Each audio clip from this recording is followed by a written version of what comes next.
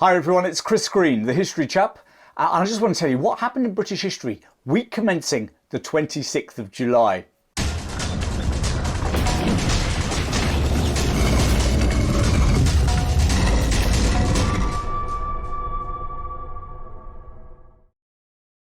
So let's get cracking. 27th of July 1689, the Battle of Killiecrankie.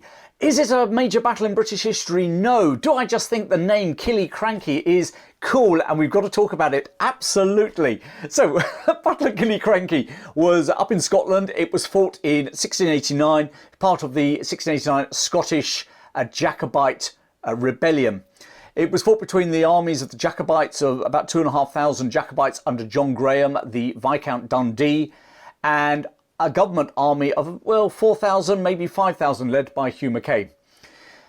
The background is that James II was Britain's last Catholic king, and he'd been deposed the previous year by his daughter, Mary, and her husband, William of Orange. William and Mary. Mary and William.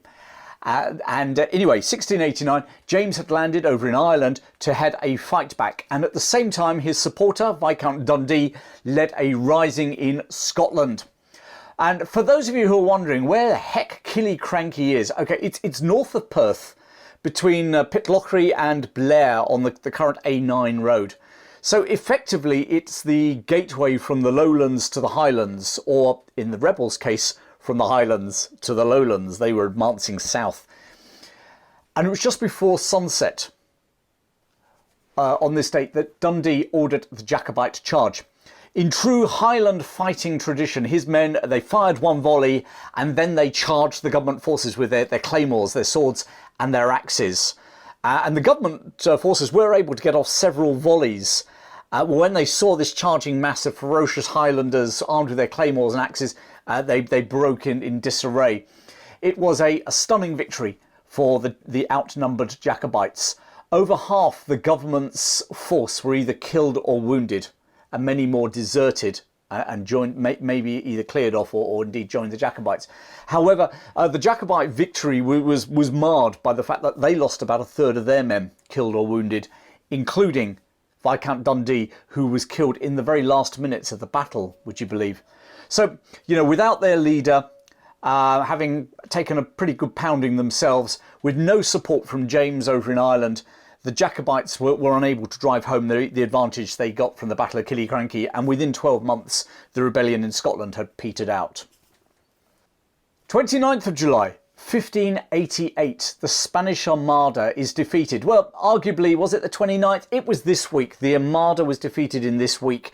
And it's hard to determine exactly which event on which day this week was the absolute nail in the coffin for the Spanish enterprise. So let's sort of, you know, a bit like a primary school sports day. Every day is a winner.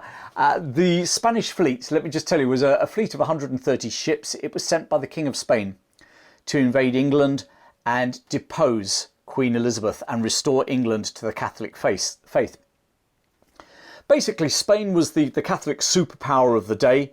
The Habsburg king, Philip II, he ruled not just Spain, but also Portugal, Austria, Belgium, Holland, and a huge empire in Central and Southern America. England, meanwhile, was under Queen Elizabeth I now, and England was the up-and-coming Protestant power of Europe.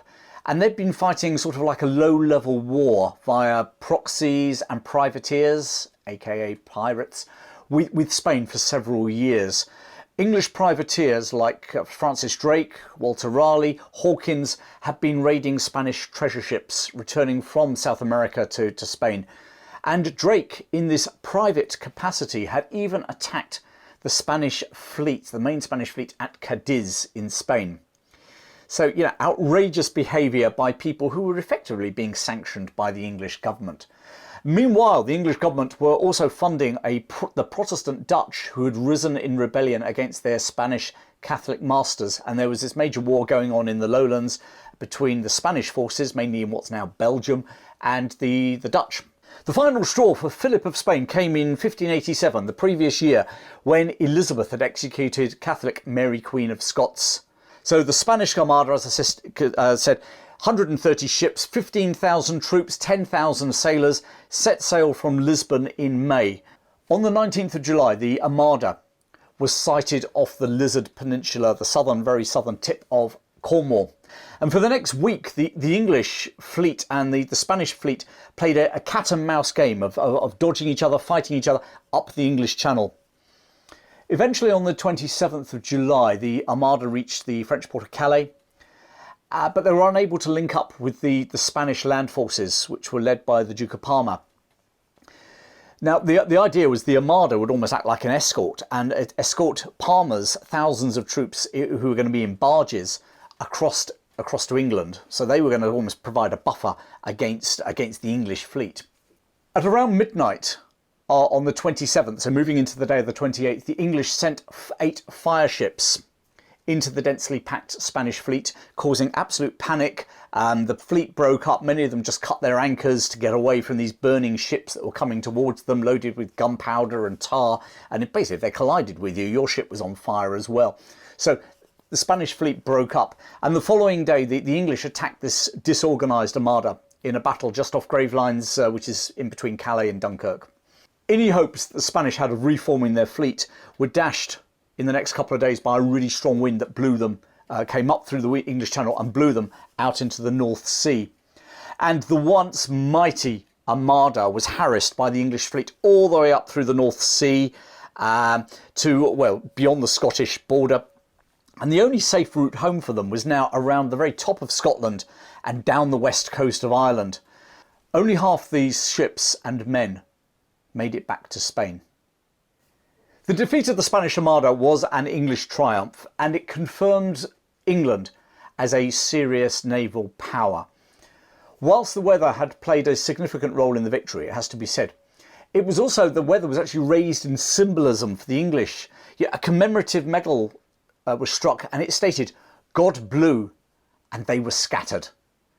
It wasn't just mere weather. This was God siding with England and the Protestant faith.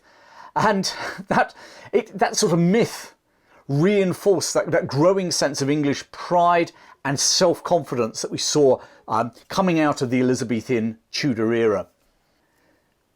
So the last one I want to tell you about this week, 1st of August 1834, slavery is formally abolished in the British Empire. The Slavery Abolition Act had been passed the previous year, and it came into effect on this day, 1st of August 1834. It freed 800,000 slaves in the British Empire, mainly in the Caribbean, also South Africa, some in Canada. The trade in slaves had actually been banned in the British Empire in 1807, but plantation slavery still existed in Britain's colonies, as I said, especially in the Caribbean. The British government offered the slave owners £20 million compensation, which was a huge sum by 1830 standards, probably £6 billion in today's money. In reality, the only slaves under the age of 6 were freed with immediate effect.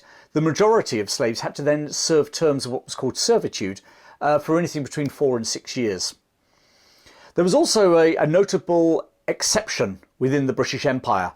This act did not apply to those territories controlled by the East India Company, which basically meant in modern day terms India, Sri Lanka, Malaysia and the island of St Helena in the mid-Atlantic.